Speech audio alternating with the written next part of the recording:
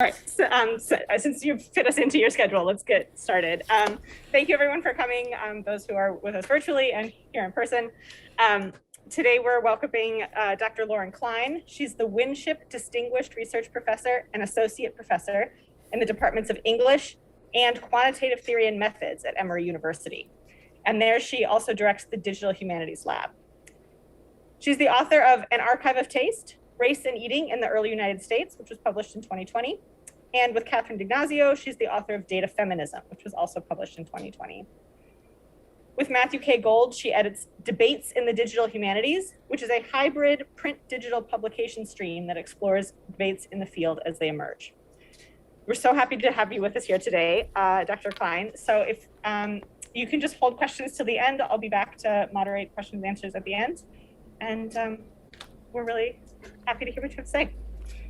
Great. Thank you so much. Thanks everyone for being here. I feel like as COVID goes on and as Zoom continues, showing up means a lot. So I really appreciate that. I'm just going to share my screen. Okay. And actually, let me just pull the chat out here. Okay, so I'm just going to get started. So as indicated by the title of my talk and the abstract, I'm going to be talking about this question about what feminist data science looks like. And I'll begin just with some sort of self-disclosure and say that the majority of this talk, the sort of theoretical framework for it and the motivation comes from co-authored work with Catherine D'Ignazio. You can see her right up here. She's an assistant professor of urban science and planning at MIT. And together we wrote this book, Data Feminism, which contains, again, a lot of the theoretical basis for what I'm going to be talking about today. Just sort of logistically and pragmatically, one other thing to know is that the book is open access. So it exists. Oh, wait, actually, I have a copy of it here. It exists as an actual book like this, which you can buy, but you can also go online to datafeminism.io. And from there, follow a link to read the book, the exact same book, on the MIT Press website. So just to jump right in, the motivating premise of our book is that in the world today, data is a tremendous form of power. You could think of any number of examples of this, right? We all know now, data-driven systems have been used for resume screening at major corporations, including Amazon, where they were found to discriminate against women applicants. That was the subject of a kind of interesting and revealing lawsuit, actually, if you look up the details of that. You could think of the work by Virginia Eubanks on the child welfare system in Pennsylvania, where automated decision-making systems were used to flag parents suspected of child abuse, very often incorrectly and with understandably devastating consequences. I was just reading the other day, George Washington University inadvertently surveilled all of their students all year without telling them about this. You can look for the reportage on this one. They were trying to assess density in classrooms under the guise of COVID social distancing measures, but it turns out they were collecting huge amounts of data on their entire population without anyone's knowledge or consent. I mean, I could go on, and I could probably fill an entire hour just with me off the top of my head spouting example after example of this showing up in the news. But the main point that I really want to make is this, is that data are incredibly powerful. This is true. But that power is currently wielded unequally, and more specifically, it's wielded by a small and homogenous group of corporations and other well-resourced institutions, including educational institutions. They are the ones who have the resources to design and deploy these data systems for their own benefit, and usually at the expense of everyone else. And so this is, according to me and Catherine, where feminism enters in. And what we do in the book is explain how feminism, and intersectional feminism in particular, has been focused on precisely this thing, on imbalances of power and the structural forces that cause them for a very, very long time. And so I actually should have begun by saying this, that before I sort of get into a little bit of the details of the things we talk about in the book and some examples of my and Catherine's other work, I was going to give you a little bit of a primer on some of the sort of intellectual and theoretical foundations of the project. And so here we are right in the middle of it. And I'm doing it already without you knowing to expect it. But I did want to sort of do some level setting around the idea of feminism, because I think many people, when they hear the word feminism, they think like, wait, I thought it was about women, or like maybe about gender, but you just were telling me that feminism is about power. Why, like, how does this, how do we get from point A to point B? And so I did want to take just a couple of minutes to explain this. And I will sort of affirm that you are right in thinking that feminism at its core entails a belief in equality for all genders. But the thing is that if you take a look around you, you realize that this goal of equality has not yet been realized in the world. And so feminism also necessarily involves organized activity on behalf of women and also non-binary folks to make this goal of equality the reality. And then feminism has a third definition, which is a set of theories and ideas. And again, these theories began by thinking through issues of inequality with respect to sex and gender. But the past, 40 and arguably 120 years of scholarship and just sort of the perpetual political reality have brought many, many more dimensions of inequality into the conversation. So these include, in a US context, most saliently, race, class, sexuality, ability, and more. And so this sort of brings me back around to the idea of intersectional feminism. And again, this is a term that you may be familiar with. You may have sort of a working definition of this term. But I did, again, want to be explicit that this comes to us from the work of women of color feminists and Black feminists in particular, and what feminism more broadly gains from concepts like, and you could think of the Kampahee Rivers formulation of, quote, interlocking systems of oppression, or Kimberly Crenshaw's term intersectionality, Patricia Hill Collins's idea of the matrix of domination. These are all essentially theoretical frameworks that help structure critiques of power. In other words, that help to explain the reasons why certain groups of people, including women, might experience oppression on the one hand or privilege on the other. And the intersection and intersectionality comes from this view that it's not possible to isolate certain forces of privilege or oppression from others. So while we might be interested in the effects of sexism, for example, we need to recognize that other forces like racism, like classism, like colonialism, and so on, they interlock and intersect with each other in ways that are impossible to separate, and notably in ways that compound their effects. And so facile definitions and applications of intersectionality often get criticized for this exact thinking like, oh, I'll just identify the components and divide them out, and then I'll have an intersectional analysis. No, this is not the case, right? We need to be thinking about the way that these factors compound each other. In any case, what Catherine and I do in the book is use these teachings from intersectional feminism, along, I should say, with other ideas from feminist activism and critical thought more broadly, in order to arrive at these 7 principles for doing more ethical and equitable data science. So you can see them right here. Examine power, challenge power, rethink binaries and hierarchies, elevate emotion and embodiment, embrace pluralism, consider context, and make labor visible. And I should say, sort of in general, our goal with these principles was really to operationalize feminism for data science, to provide a clear set of principles and guidelines for people who are currently working with data, for students who want to be working with data, or on the flip side, for people who want to refuse to work with data for political or ideological reasons. And I'll have more to say on that a little bit later. And in the book, we have one chapter devoted to each principle where we talk about the feminist theory that underlies that particular principle and illustrate how it can be applied to data science through just a lot of examples. In my talk today, I'm not really going to rehash the contents of the book, but what I am going to be doing is drawing out a couple of key examples that help to illustrate some of the core principles and some of the early principles in the book. And then I also thought I would use the time to show you some of the work that Catherine and I have done, both independently and together since writing Data Feminism, where we essentially really tried to put our money where our mouth was. Which is to say, Catherine and I came together in the writing of this book because of a long history separately of sort of believing in feminist thinking and aware of the ways that it was informing the work, the more technical work that we did.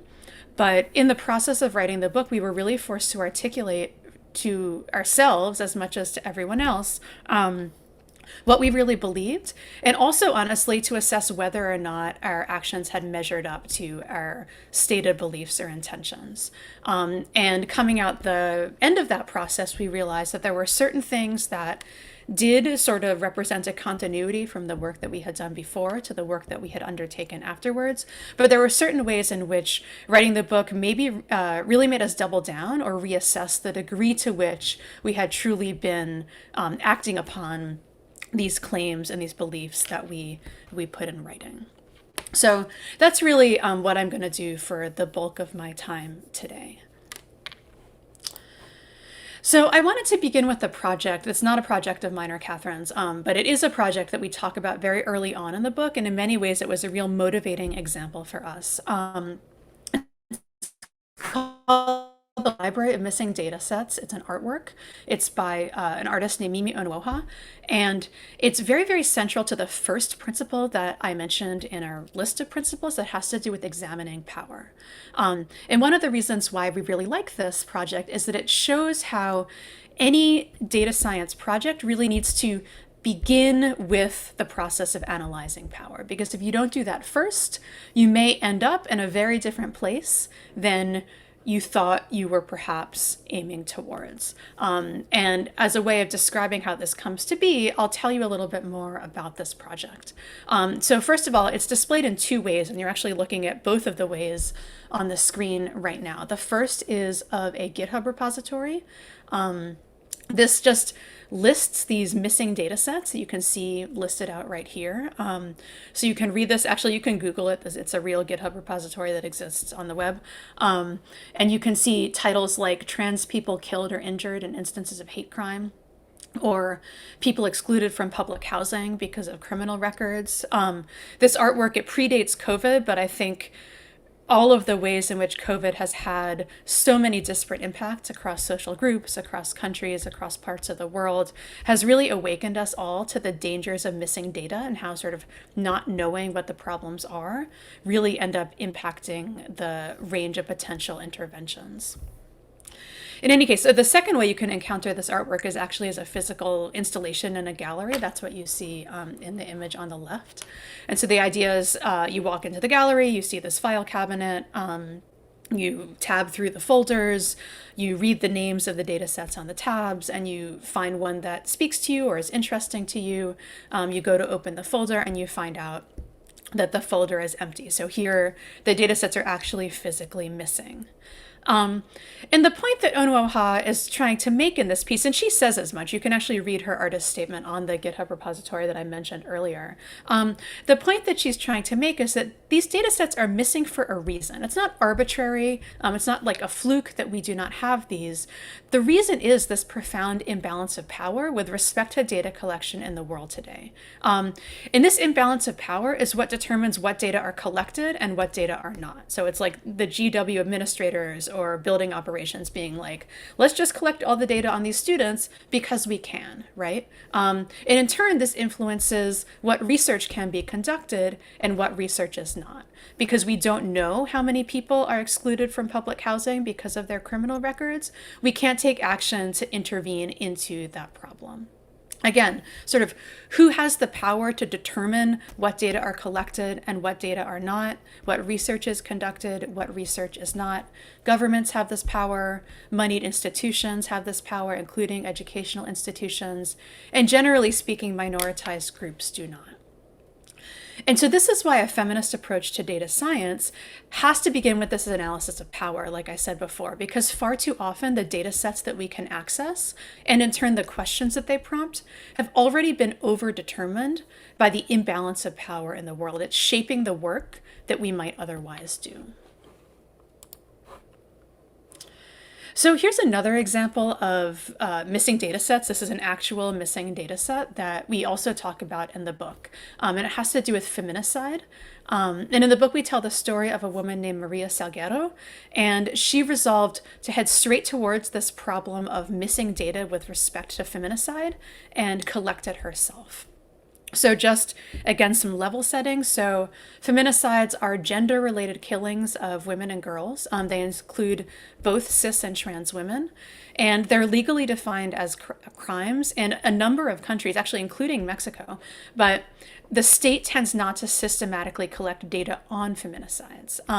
They're also the subject of emerging public anger in Latin America. There's a hashtag Ni Una Menos, which you can follow in order to see what people are saying right now in real time.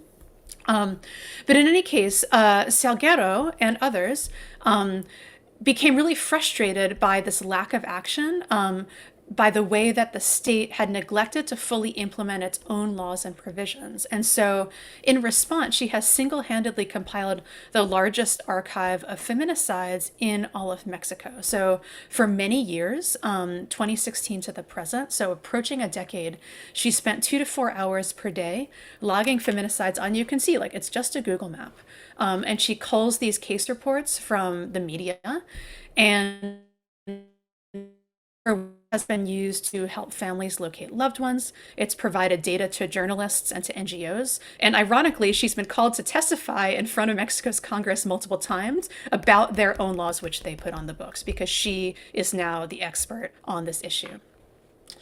So this is an instance of what might be called feminist counter data. So this is activist data collection that steps in when the state, and again, other powerful institutions, have systematically failed to ensure, in this case, the basic safety of their population. And it represents one way to use data to challenge power. I'm going to talk a little bit more about collecting counter data, but I do want to make explicit an important caveat, which is the response to any social issue that you encounter in the world is not always to then go collect data about it. In many cases, collecting data, particularly on vulnerable populations, can expose them to significant harm. So you could think about the ways in which geolocation information about, for example, undocumented immigrants can be used on the one hand to provide goods and services, like send a welcome basket, provide information about where the library is and how you enroll in public school. On the other hand, this exact same information can send ICE to that family's door, right? And so you really do need to think about what we talk in the book about what we describe in terms of what's called a paradox of exposure, this idea that in the desire to call attention to a particular issue, that same exact act of data collection can bring about significant harm. With that said, there are still ways when data is intentionally collected and with consultation and consent of the people about whom the data is being collected that can be used to sort of hold power to account. And one of the interesting things that we discovered, and I should say here, this is actually Catherine doing the discovery here, is that she ended up interviewing Maria Salguero for the book. And in the process, she realized that she was far from the only individual or honestly civil society group that was working to collect and publish data about feminicide. And so Catherine is now working on a project that involves tracking over 150 of these groups, mostly from Latin America, but there are some from all over the world. And all of these groups are bound together in their use of counter data collection to challenge power. So on the one hand, sort of just compiling spreadsheets, on the other hand, publishing sophisticated data analyses, along with maps and stories as a way to draw public attention and shift public policy to address the disproportionate violence faced by women, as well as Indigenous people and or queer and trans people, really just simply for being who they are. And so Catherine's been working on this project together with two other collaborators. It's called Data Against Feminicide, and it has these three goals that you can see on the screen. So the first is to understand why and how activists are collecting counter data about feminicide and gender-based violence. Second is to use that information and work with the activists directly to co-design digital tools that can support and sustain their work. And the third is to honestly, build and support this global community of practice that can just help enrich and sustain the people who are working on feminicide via data collection and analysis. So I wanted to tie this back to some of the principles that we talk about in data feminism. And I wanted to call your attention to one of the principles that Catherine is working really hard to integrate into her project, which has to do with this idea of embracing pluralism. This is another one of the principles that we describe in the book. So here to date, there's been very, very little work on what participatory processes for data science might look like. And this stands in stark contrast to really adjacent or even allied fields that have longstanding experimentation with public process, with participation, and with co-design. So you could think of human-computer interaction, you could think of urban planning, you could think of the field of design. And a lot of these fields are following from feminist thinkers, including the work of folks like Donna Haraway, by committing to what's in effect sort of feminist knowledge production. It means that our knowledge becomes more robust when we can pool our perspectives, when we bring more people to the design table. But this sort of brings up a second question, which is like, okay, I'm on board with this. I believe that we should embrace pluralism. We should hear these voices, but speaking, we can't bring everyone's voice to the table. I mean, it's just not the reality of the academic research cycle, of grant cycles, of tables not being big enough. We need to make choices about who we prioritize. And again, you can do a lot of hand-wringing about this, or you can just decide that you're going to take a feminist approach and follow the work of, again, folks like Sandra Harding, Patricia Hill Collins, and HCI, folks like Shawin Bardzell. A feminist design perspective would take power into account from the beginning and intentionally center the experiences of the people at the edges and the margins first and foremost. So essentially, this means making decisions and designing from the outside in. This also has interesting implications, I should say, for many approaches to doing data analysis, which we can talk about a little bit later, that tend not to be set up for these types of approaches, which really want us to focus on the margins, the outliers, like upper and lower bounds.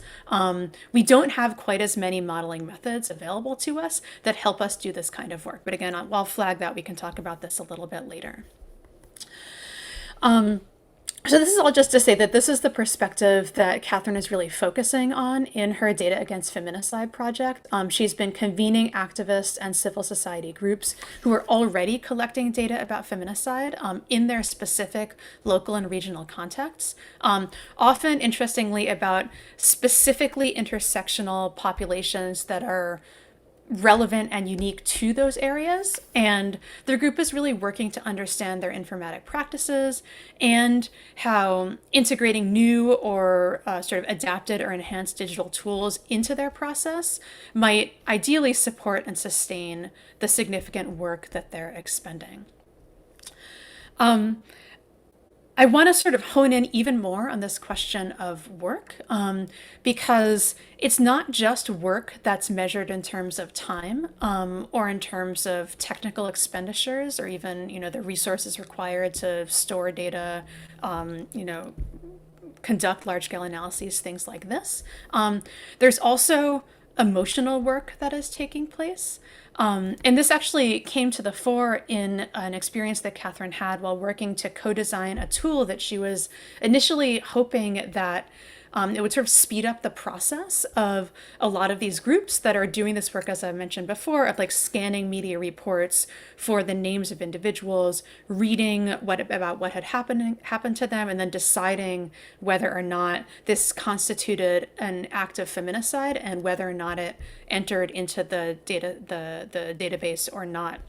And one of the things that Catherine was able to do was build a classifier that could, on different areas of media reports and to different degrees of success, but automatically identify reports of feminicide and alert the compilers of this data that there was a new one that had happened.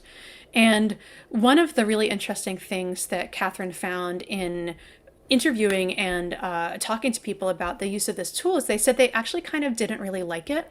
And they didn't mind that it took them time, because one of the things that they viewed as part of the work, part of the labor, was the emotional labor that they invested in spending time with the fact of these types of events, and in a way commemorating that person through the act of labor itself. In other words, they didn't want it to take less time or be easier, because the labor formed a part of this sort of ritual and act of commemoration and honor. So this sort of points to this kind of labor that is also a feminist thing, right? So not labor that you can see, that you can measure, that you can pay for or not, but labor that is invisible, because it's emotional or because it takes place through other means. And so this brings me to another principle that we talk about in the book, which has to do with invisible labor. And as it turns out, as I've begun to hint at, the theoretical framework for understanding the value of this kind of invisible labor is a feminist one. And again, I know you're coming from lots of different fields here, so some of this might be review, but if not, here you go.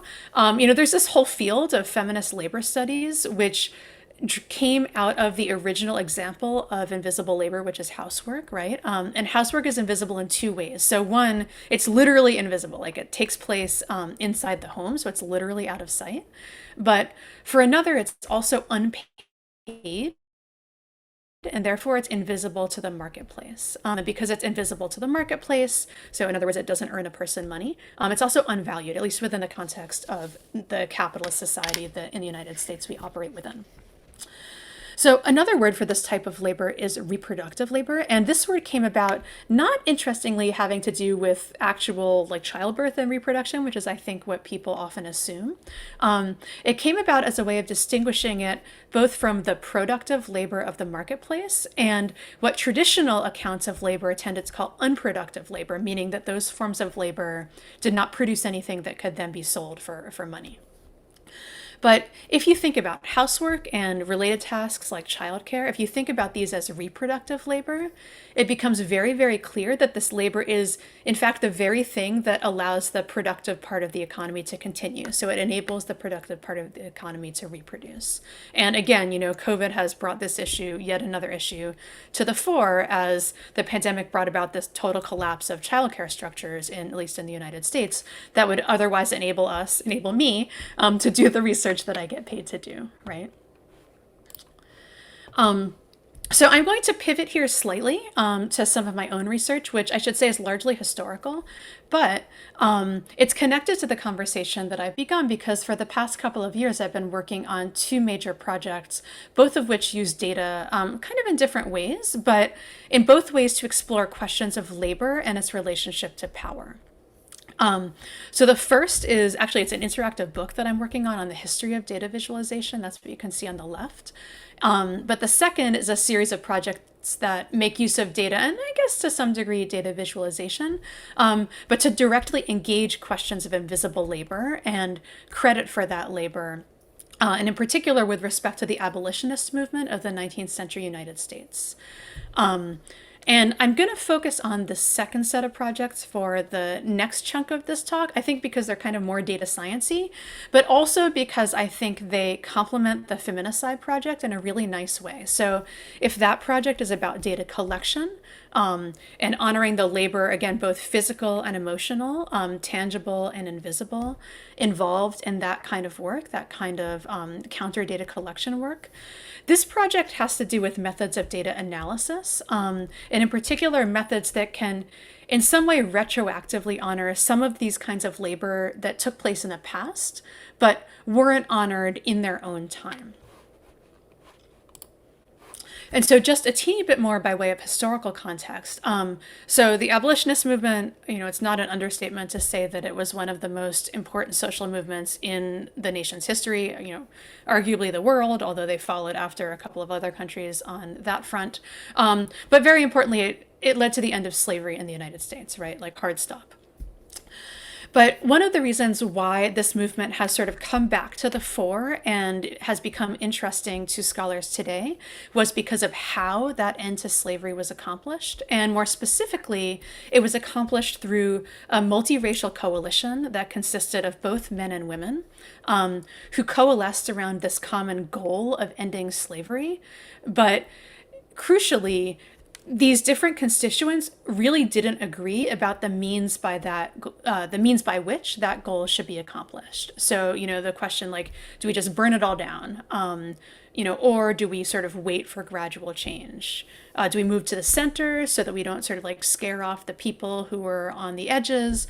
Do we increase sort of the raw numbers of supporters? Or when you're talking about human freedom, is there no room for moderation?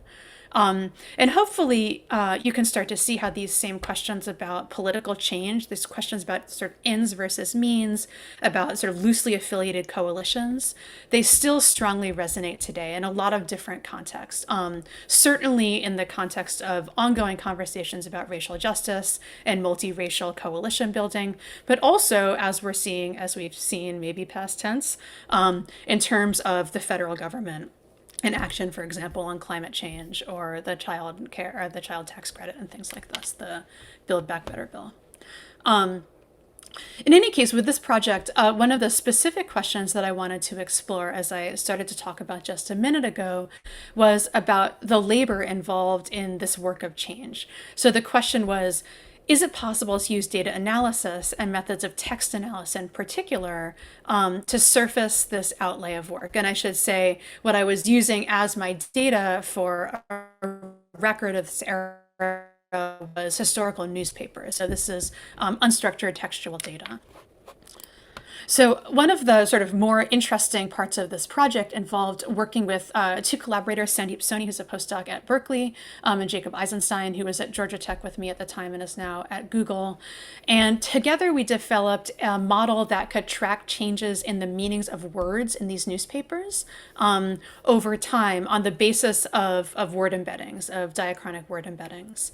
And together with that, with this model of language change, we also developed a metric that could determine which newspaper was responsible for introducing each changed meaning, and then which newspaper would be the next to pick it up.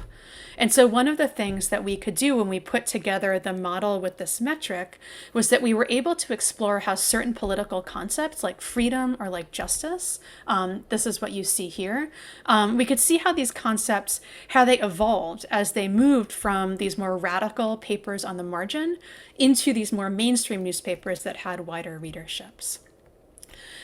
And I think more importantly, in terms of labor, we could also see who was responsible for these words' evolution. So, in other words, which newspapers were writing and printing articles that introduced new meanings or new usages of these words, and then which newspapers, after they had been in circulation for some time, said like, oh, hey, that's something that we can buy into. Let's us start talking about this concept in this way as well. And so one of the really interesting things that you see in particular with respect to freedom is a real narrowing, well, it's I would say not a narrowing, but a redirection of freedom initially being like very broadly defined in terms of like our country and the people and sort of in the revolutionary context. And over the course of the 19th century, it becoming much more closely associated with questions of rights, individual liberty, and what sort of constitutional affordances should be accorded to everyone in this country.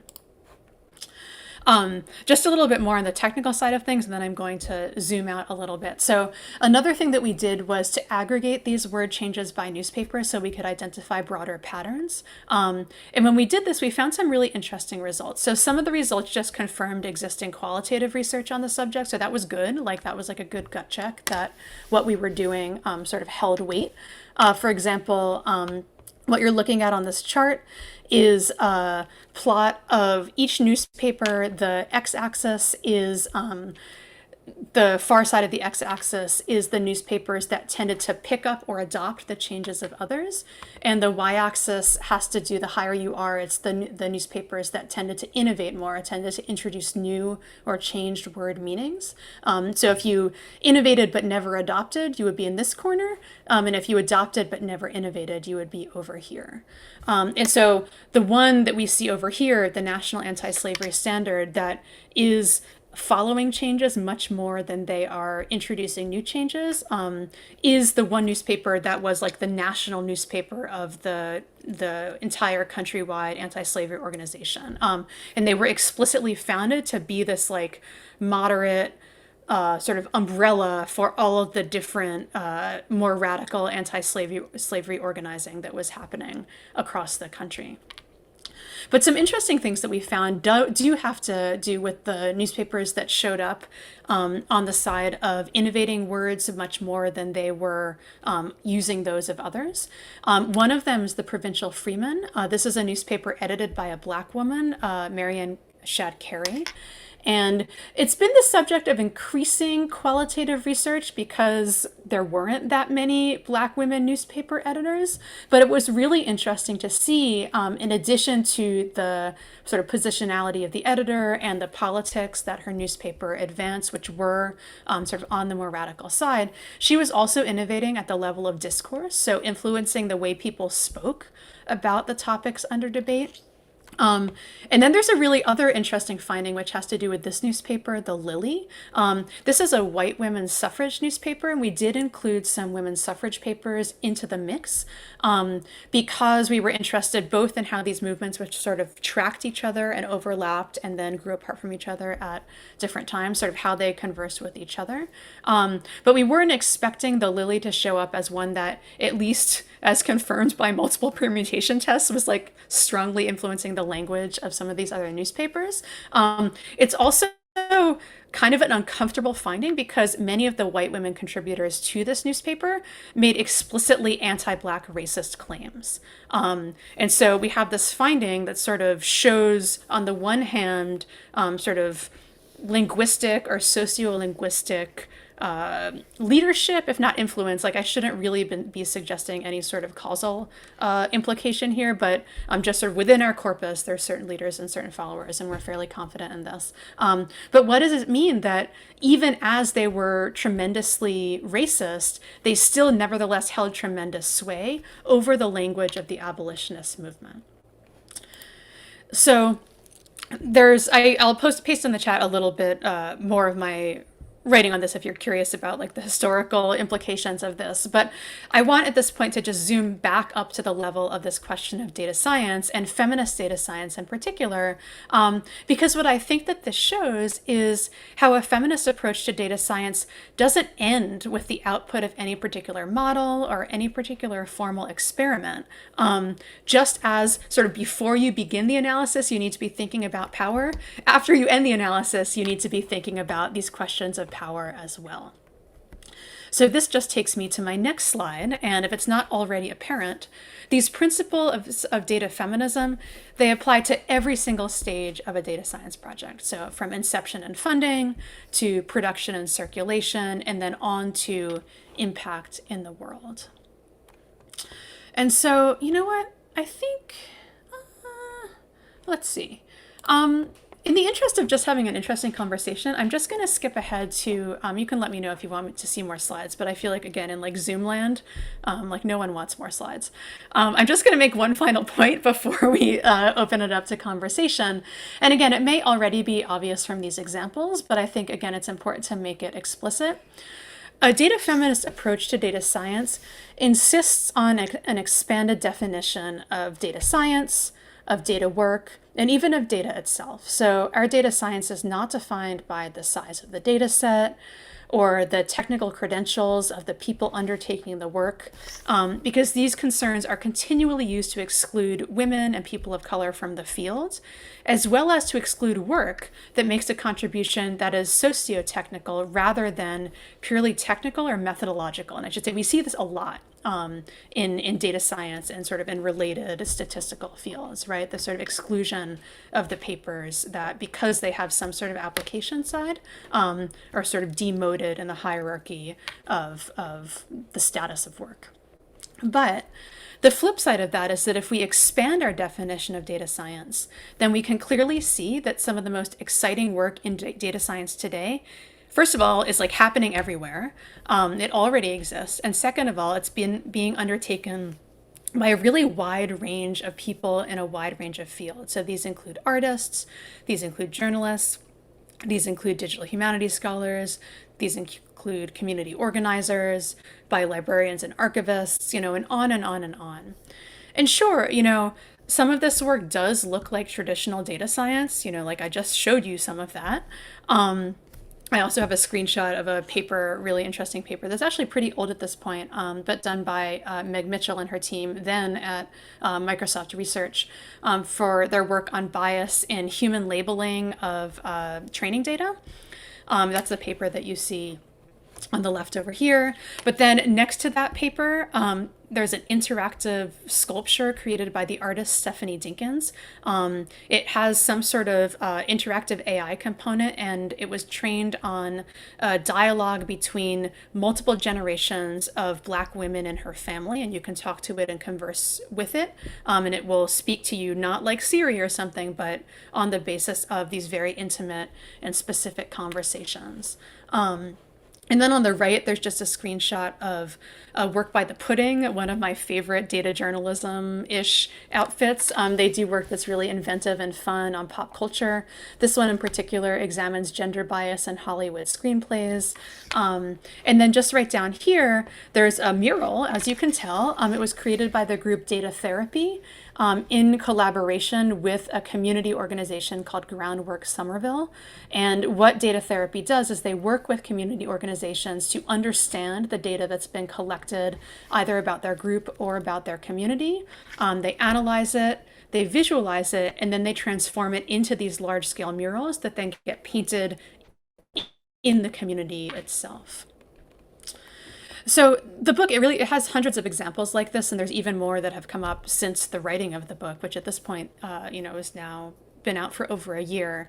But the point is really that we selected these examples to illustrate our arguments and to inspire our readers, because one of the things that Catherine and I really hold dear is that, while data is at the root of so many problems today, I mean, think of where I started by talking about all of these discriminatory systems that we encounter in our lives all of the time. We really do believe that data, when wielded intentionally and with care, and with consultation and the consent of the communities that it's impacting, we can really help to intervene and attempt to sort of envision a more just and more equitable future. So that's really all I have to say in terms of my talk for today. I realize now in retrospect, I gave you a lot. There was a little bit of this, a little bit of that. So hopefully it was interesting. If you want to get in touch with me, there's all sorts of ways to do it. I'm on the web, I'm on Twitter, I'm on GitHub, I'm on Instagram. Email, and then also the book, and you can get this nice beautiful infographic to download if you feel like. So yeah, I'm gonna stop sharing my screen and open it up to questions.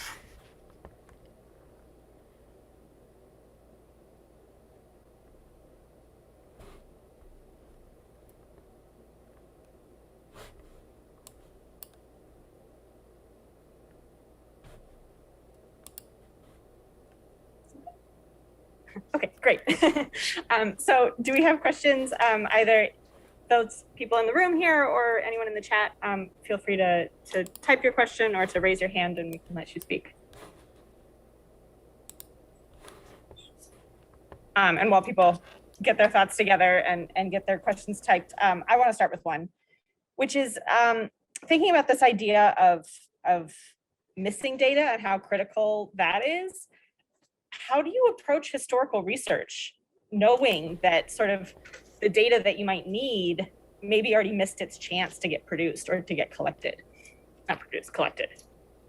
Yeah, this is a really interesting question. I appreciate this. And I will say that, One of the interesting things that I've observed as the conversation about missing data and biased data has really sort of gained in visibility in contemporary contexts. And I'm thinking in particular about like all the conversations that are happening right now about large language models and like what they're built on and what goes in and what goes out.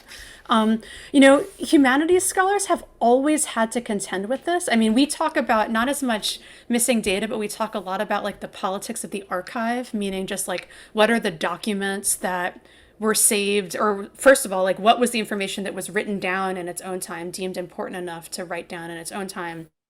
Then who decided to save those documents in their own time, again, because they decided they were important. Then who acquires those documents and goes through the work of preserving them, whether it's like making sure they don't get eaten by rodents or microfilming them or whatever. And then like how you gain access to them today. There's so many points in that essentially like data creation and preservation life cycle where essentially power enters in. And humanities scholars, like, this is just like the ground, it's like the ground truth of our work. It's like you don't enter into any project with the assumption that you're going to have it all. And so we're always thinking critically and creatively about what you do with the knowledge, sort of the foreknowledge that there are going to be major gaps in the data or the information or the archival material that you want to study. And I think, one of the really exciting things, this is a paper yet to be written, so here's an idea for you, is the way in which critical and creative approaches to that missing data have then become the basis for really robust scholarship. So sort of not starting with like a sort of the basic or sort of best practices or methodology, associated with your field, but saying like, what else can I do that can sort of get at this issue or this set of voices or this collection of stories that like I'm certain existed or needs to be told, and yet I'm just not seeing the evidence for it in the data. And this can lead to all sorts of really interesting projects. Like in some of my work a very long time ago, I just tried to sort of document and visualize what was missing from a data set, not to try to fill it in, but to be like, okay, here's everything we know, and then here's what we don't know. And in a way, just to sort of like hold this space, say, like we don't have the whole picture here. And I think, again, interestingly, there's all sorts of technical approaches to missing data and to synthetic data that I think have not yet been utilized in the sort of creative and interesting theoretical ways that they could be in order to serve some of these same purposes, right? To say like, look, like we know that our data set is not representative or is unbalanced or whatever. But how can we like sort of mark that or hold space for that? And so that we don't just sort of make the assumption that our big data is all of the data, that kind of thing.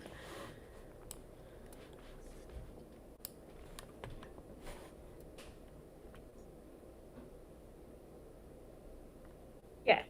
Yeah, why don't you come up here? So we've got someone here physically in the audience. We'll bring her up here so that she can ask to the camera. Hi. Okay, there. I'm Carrie Ann. I'm an assistant professor here in DSI, and I read your book and I really enjoyed it. And so I teach a data science course for physical science students. And so I try to sort of convey, we have like lectures where we talk about kind of the ethics of data and try to like convey some of these ideas. But I find that it's difficult to, get students who are scientists who think of themselves as objective to sort of connect with these topics. They're like, oh, well, that only applies if you're doing predictive policing or these things that obviously have where the sort of power structures are really clear. And so I guess I'm wondering if you have any thoughts or are aware of any resources that might help better connect these topics to science students who think of themselves as being objective, or that this is kind of something that's not relevant to them or their domain, or where they see themselves using data science. Excuse me.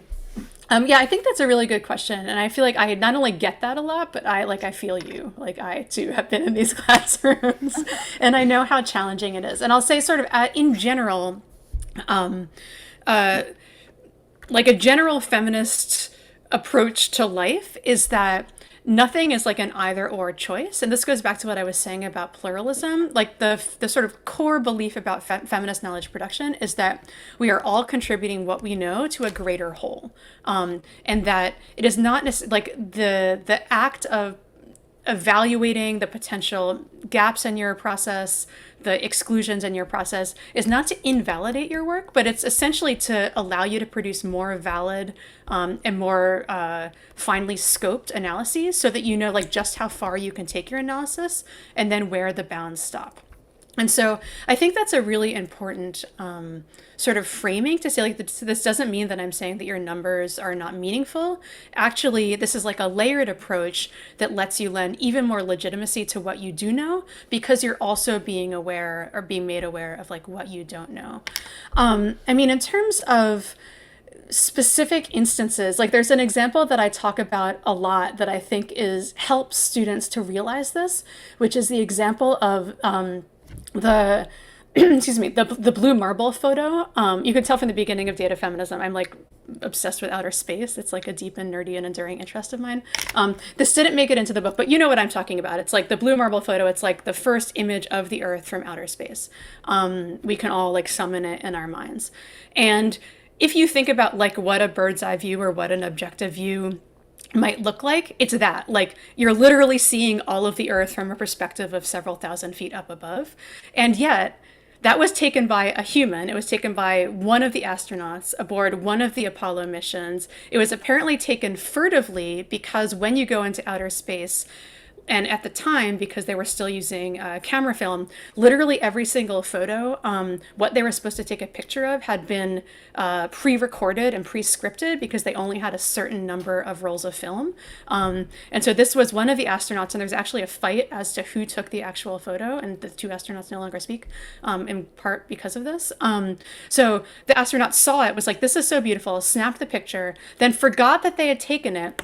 It was a lab tech developing the photo who like at like NASA photo services who saw the image, ran down the hall to someone in like NASA PR and was like, oh my gosh, look at this beautiful image. Where did the, like they must have taken this. The PR team spread it around the world, and then it became the most widely circulated image globally because it was the first image that anyone had ever seen.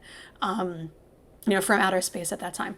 And so you can sort of be like, sure, it's an objective image, and you can look at it and say like, I can see the clouds, I can see the oceans. But if you also know the context, like the social context, the cultural context, the political context, because the Apollo missions, again, were a response to the space race, right? You can also be like, okay, this is also in addition to a story of, geographic knowledge. It's a story of people. It's a story of labor, like the lab tech being the one to find it. It's a story of what happens outside the bounds of scripted science, right? When someone just uses their intuition to say like, hey, look, this is a thing worth documenting. The story just gets much more interesting, and we know more about it. Again, it's like it doesn't invalidate the fact that this is an informative photo that showed people something they'd never seen before, but we just know like other stuff too. And so that's sort of the approach that I take. And in general, honestly, and I say this as someone who comes from the humanities side, having like given up a career in software development, being unaware of the hierarchies of academia and how claims to interdisciplinarity are in fact sort of highly hierarchized and structured. Like if you can convey to your students that these sort of additional approaches are additive and they should take them seriously and they can contribute and enhance the work that they already do, that would be a huge win. That's my 2 cents. Thank you. So with a good dose of editorializing. Other questions?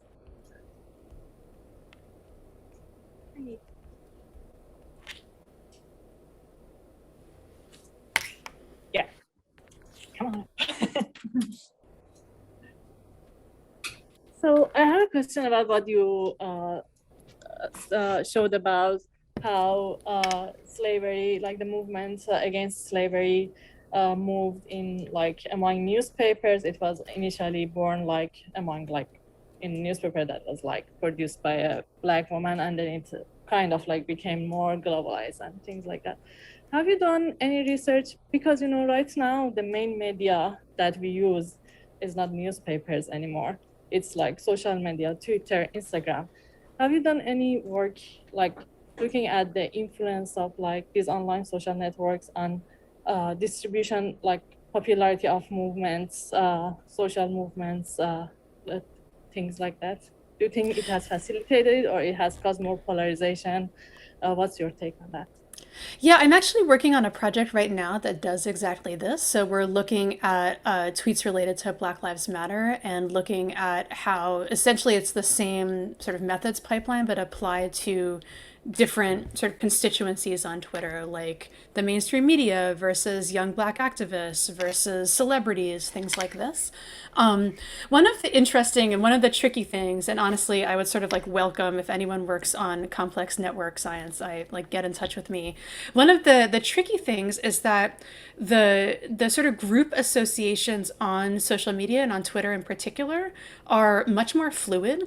And this is actually like one of the foundational theories of how social media operates. So I'm thinking of folks like Andre Brock, who is one of the leading theorists of Black Twitter. And he's like, look, the community is who's ever there, like who's there at that time. And so just in terms of constellating who the groups are, it's become really difficult over time. And we've been experimenting actually for kind of a while with different community detection approaches. But essentially, the longer you extend the duration of your study, the sort of less coherent and the less consistent the groups end up being. Again, because people are coming in and out of conversations, because especially, and this is thing about also about like social media activism, especially the most vulnerable, like the young Black activists get doxxed and threatened with physical harm, so they'll delete their accounts. Interesting also, like some of them also get famous, and so they migrate groups. Like we've had situations where someone who started as a relatively unknown kid tweeting like in Ferguson, or elsewhere has been sort of taken up as an emblem of the movement, and then they themselves become a celebrity and their network of communication changes. And so it's turned into a much more complicated social media ecosystem problem and how you model social media communities over time before we can actually apply this really relatively straightforward language modeling approach, which in itself has become more complicated because now everyone's like, oh, well, you should use contextual embeddings. And we're like, our approach only uses word embeddings.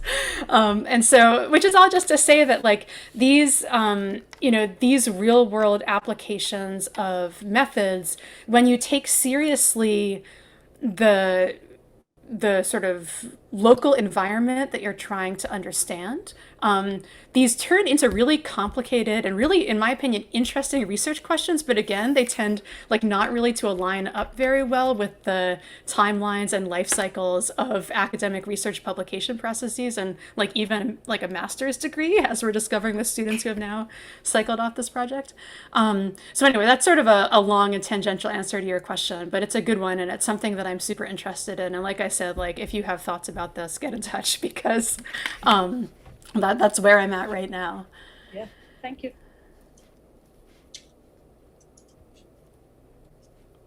So do we maybe have time for one more question?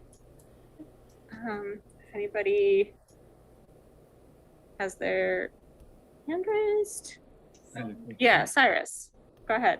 You said, I believe your words was, it was an uncomfortable finding that the Millie in some ways was leading the conversation around abolition. Is that fair? Yeah. So, so this is again like sort of known that well, it's not sort of known. It's definitely known that the white women abolitionists, like people who, at least in the United States, people hold up as like the emblems of women's suffrage and these great, white social activists like Elizabeth Cady Stanton and stuff, were deeply racist, and we're not afraid of espousing like words and actions along these lines. I guess, and so in a way, it's sort of. And yet we also know that they are central to moving the general terms of abolition forward, in large part because they understood it as being beneficial to white women as well. So the cause of emancipating enslaved Black people would help their cause, they believed ideologically, of white women's suffrage. And at the moment when it became clear that those political positions were no longer mutually beneficial, the white women, they were out. They're like, you know what? Like, we are choosing ourselves over actual human freedom.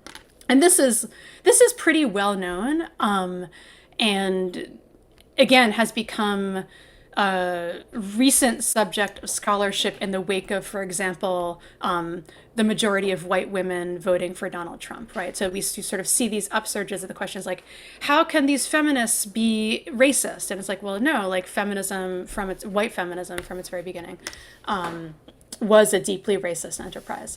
But I guess the uncomfortable finding was like, you don't really want their influence to be granted any more than it has to be. And what we found was in greater proportion than other newspapers, for example, like Frederick Douglass's papers, like these white women seem to clearly have influenced the language usage of this relatively close-knit community. Now, whether this had to do with, there's sort of refinements that we could make to this. There's questions about, well, like maybe it was just that the themes they discussed in their newspapers were broader, and so there were sort of more opportunities for them to talk about more different kinds of things, which then sort of traveled over. There's sort of some explanations that you could use to explain it away, but it also does point to, again, like I said, it's uncomfortable, but it's the reality, that there was some element of sort of political motion, if not ideological and certainly not lived embrace of actual Black people. So yeah, like that's sort of what I meant by that. I'd be curious, do your methods take the sentiment of these changes into account? Like, would there be a way to tell the difference between perverting a word that has to do with liberation or abolition and twisting it into something else? Or is it just any kind of change looks the same? So we looked at so this is interesting. So essentially how we did it is we decomposed. There's like a base embedding, which is just like here are all the words that are similar or sort of used contextually around this main word, and we looked at the point at which a single newspaper's embedding becomes a better predictor for the following newspaper. So like at what point does one newspaper take over as a better predictor of how that specific newspaper will use the word than sort of like the base or the core embedding. And so we're looking at adoption of changes. What we can't tell is whether if not technically contextually, whether like in the context of the newspaper, this is in reportage of people saying like, hey, those racist white ladies, look at how terrible they are, let me quote them, right? Like that's what we couldn't test. And we certainly didn't look at like sentiment scores or anything like that for these words, because I would have to return my humanist card if I ever did that. But no, those are interesting questions. I think, again, there's a lot more work that could be done with this type of work. And again, it's why like I want more work in this area, because I think it's so interesting and there's so many more directions where it could go. Thank you. All right, well, that brings us to the end of our time. Thank you so much for your presentation and for this discussion. Thanks so much for having me, everyone. Take care, okay? Yeah, thank you. Bye.